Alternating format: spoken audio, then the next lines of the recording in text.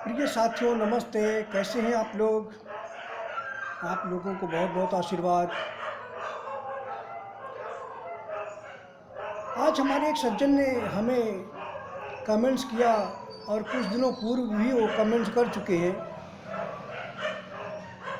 उन्होंने हमसे कहा कि प्रभु, ईश्वर कौन है और भगवान कौन है? क्या दोनों अलग अलग हैं? तो ईश्वर और भगवान के भेद को बताइए। तो हमने सोचा चलो ठीक है, आज उनके इस प्रश्न का उत्तर देते हैं। तो ईश्वर क्या है? ईश्वर शब्द का अर्थ क्या है? पहले ईश्वर शब्द का अर्थ जानना बहुत जरूरी है। और भगवान क्या है? भगवान शब्द के अर्थ को, उनके मर्म को जानना बहुत जरूरी है। तो ईश्वर शब्द का अर्थ होता है ईश अर्थात स्वर। ई और स्वर शब्द से बना है ईश्वर। ईश्वर का मतलब है एक ऐसा परम तत्व, एक ऐसा परम सत्य, एक ऐसी परम ऊर्जा जो न शब्द है और न ही जो स्वर है। ऐसी एक परम ऊर्जा जो न शब्द है और न ही स्वर है, ऐसे परम तत्व को ईश्वर कहते हैं। बहुत दुर्लभ विवेचना है। तो ईश्वर यही परम रहस्य है, परम तत्व है कि ईश्वर शब्द क्यों, ईश्वर नाम क्यों। तो ईश्वर उसे कहते हैं जो न शब्द है और न ही स्वर है, अर्थात जो न माया है न पूर्ण ब्रह्म है, अर्थात जो पूर्ण ब्रह्म है और पूर्ण ब्रह्म होते हुए भी माया की रचना करता है, परंतु वह न पाप है न पुण्य है, जो पाप और पुण्य दोनों से परे है, दोनों से रहित है, उसे ही ईश्वर कहते हैं। अर्थात जो माया से रहित है, जो माया से, अपनी लीलाओं से, अपनी योग माया से लीलाएं करता है, अवतार लेता है, दुख भोगता है, कष्ट सहता है, फिर भी वह कर्म करते हुए भी जो अकर्ता है, जो माया से परे है, जो प्रकृति से पूरी तरह से रहित है, उसे ही ईश्वर कहते हैं। इसका मूल अर्थ है जो शब्द से और स्वर से पूरी तरह से रहित है, जो पूरी तरह से परे है, उसी को ही ईश्वर कहा जाता है।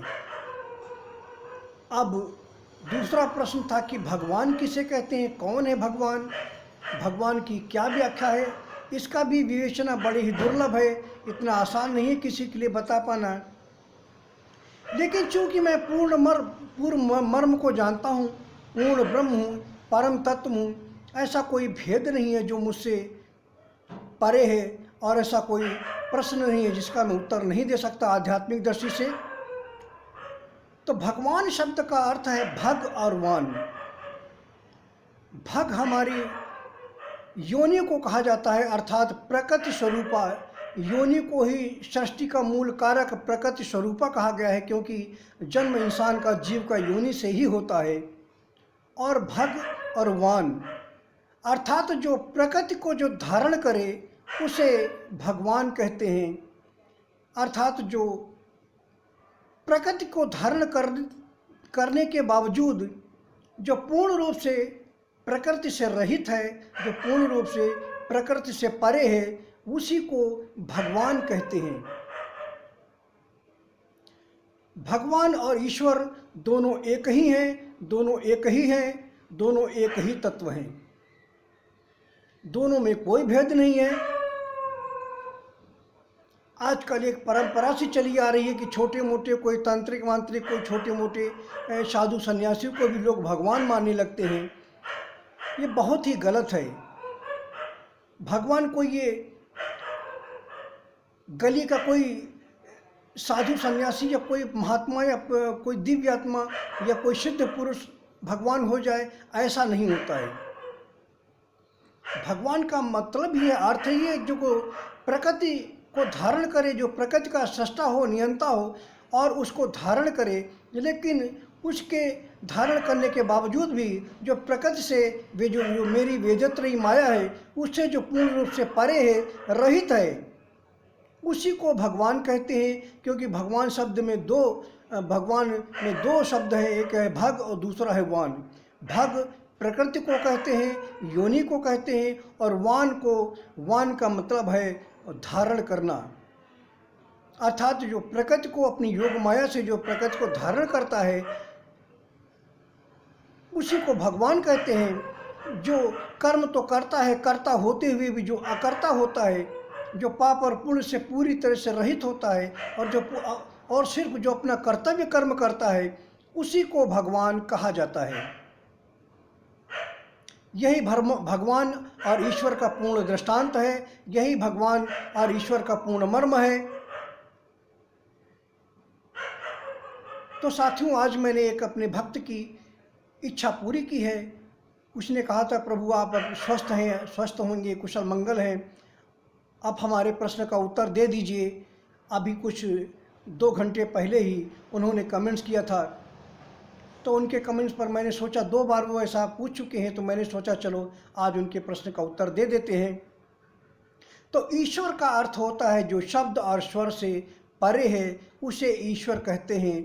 और भगवान शब्द का अर्थ होता है जो भग और वान, अर्थात जो प्रकृति को धारण करे, प्रकृति को धारण करने के बावजूद भी जो प्रकृति से पूर्ण रूप से परे है, जो पाप और पुण्य दोनों से पूर्ण रूप से रहित है, उसे ही भगवान कहते हैं।